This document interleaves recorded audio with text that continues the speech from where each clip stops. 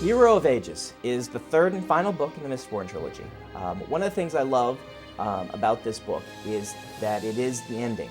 And so book 3 is just an overload of action and excitement and character climaxes and just an amazing romp through this series. I was actually watching one of the Lord of the Rings movies and watching Frodo go on his quest to fight Sauron and defeat the Dark Lord, and I thought about Harry Potter with Voldemort and all these, and I thought, you know, these Dark Lords always get taken down by these, peasant kids.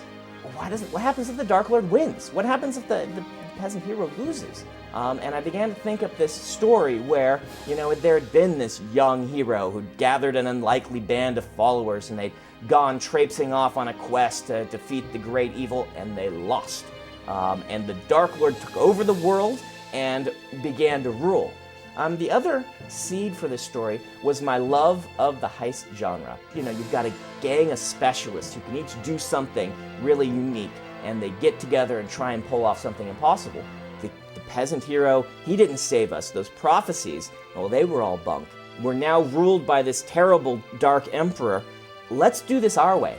Let's rob the guy silly, bribe his armies away from him, and overthrow the empire. Great thing about book 3 is we introduce a completely new magic system. Each book has had their own. We start talking about hemalurgy and the Steel Inquisitors and where they come from, and a lot of the origins of things that people have been wondering about since book 1. After Hero of Ages,